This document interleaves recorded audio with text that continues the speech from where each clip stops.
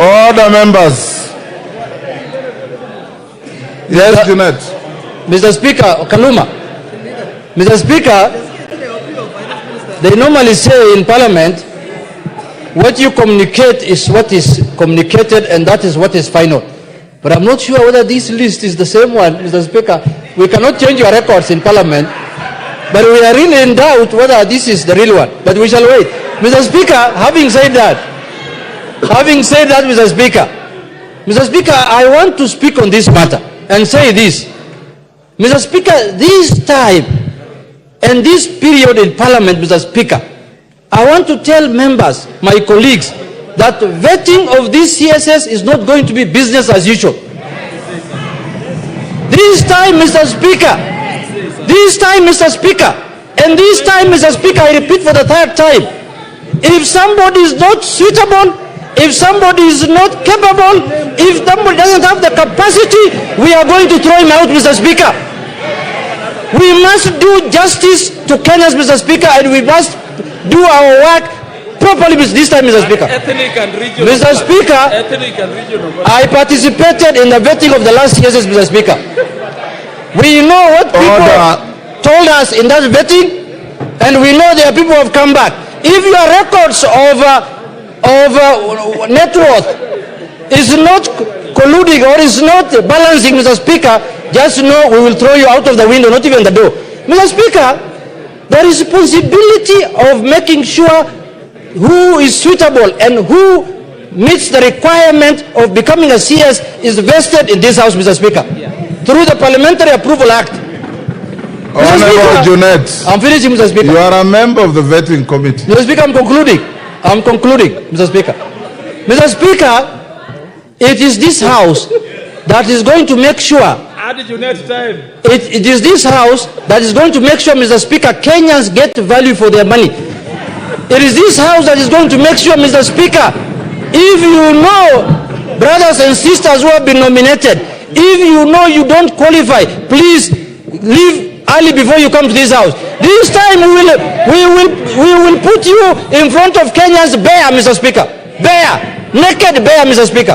Mr. Speaker, Kenyans are tired, and Kenyans are saying that they don't mind anybody becoming a CS. They want to have CSS in offices, but they want to have the right people who are qualified, Mr. Speaker. And we are going to do our constitutional mandate, Mr. Speaker, to make sure, especially for those who are in offices before and who have been brought back, you will see what we are going to do to you people, Mr. Speaker. With those few remarks, Mr. Speaker, I am prepared for the vetting committee to kutana na hiyo watu mundu kumundu. Thank you. Yes, Kamket. Remember, honorable members, we don't debate communication such as this. Yes, Kamket.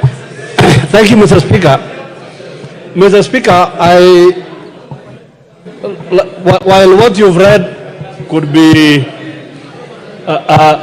contradictory to what we had the President announce, well, I would like you, Mr. Speaker, to confirm, indeed, that what you've read is actually what was communicated by the head of state. Number two, Mr. Speaker, I have heard the Honorable Junet threatening those cabinet nominees. The Honorable Junet, Mr. Speaker, while the bar must be raised high for anyone appointed to cabinet, Mr. Speaker, or any other public position, we do not also expect that we are going, or His Excellency the President is going to appoint angels into cabinet. So, in as much as Honorable Junet is here threatening those nominees, even him, Honorable Junet, he who comes to equity must come with clean hands.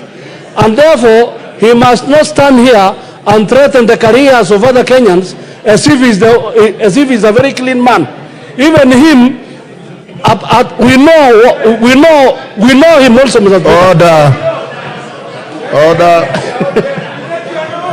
There is no motion against him here. Yes, Sunguli. Mr. Speaker, I want to thank you for the message that you have delivered, and I want to say that I'm sure that this time the list is very correct. And on behalf of the people of Narok, I want in advance to congratulate Honorable Soipan Tuya for coming back to a very important ministry. Order, Sunguri. Order. Soipan is not a minister yet. She's only proposed. Kiborek. Order. Order, let's hear Honorable Kiborek. Thank you, Mr. Speaker. I want to, Mr. Speaker, will it be in order for the House to revet those CSs who have been vetted by the same House previously? My second point, Mr. Speaker, is there is many rumors going around that there's a broad-based government, Mr. Speaker. Is there a possibility that Mbadi doesn't want to sit because maybe it will be something in the next coming days, Mr. Speaker? Maybe the arrogance has started getting getting to his head, Mr. Speaker. Mr. Speaker, or maybe the humility, because I know Mbadi is a very humble guy. Maybe, I don't know, or maybe Junet is an interested party, Mr. Speaker. Yes, Kiborek. Mr. Speaker, I was asking, is it in order to revet those CSs who have been vetted before, Mr. Speaker? Lastly, Mr. Speaker, in the same House and the same Parliament to revet the CSs for the second time. And thank you, Mr. Speaker. Order, Honorable Kiborek.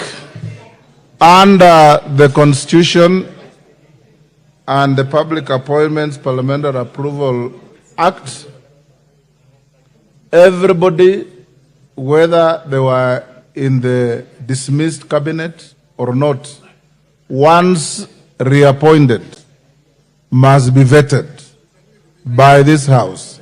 In fact, the Public Appointments Parliamentary Approval Act says the persons to be vetted include those appointed and reappointed. That is the law. So those who have been reappointed, of course, I've read in some public fora whether persons who have been reappointed after dismissal qualify to be so reappointed. Again, the answer is in the affirmative. Unless you have been dismissed for breaching Chapter 6 of the Constitution. Unless you have been dismissed for violating the Constitution and being unaccountable in the management of public resources. The dismissal assigned no reasons for the dismissal, and therefore they are eligible for reappointment, and under the Public Appointments Parliamentary Approval Act, you will vet them and vote on their reappointment. Dr. Nyikal. Thank you, Mr. Speaker. Last time you nearly assaulted me on the chair because I didn't give you time to speak. Thank you today. I hope now it mitigates everything. Yes. Mr. Speaker, what we are discussing is so important because it is actually the crux of the matter of what is happening in the country today.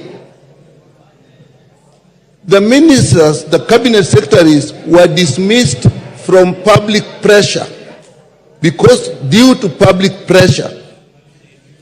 Apparently, clearly, the public, going by what was happening, had actually lost confidence in the government. And when they invaded parliament, this was a loss of confidence and on parliament and its credibility. Therefore, Mr. Speaker, the process that is now reversing that must start in the most transparent way, without doubt, absolutely. Mr. Speaker, what the President announced is definitely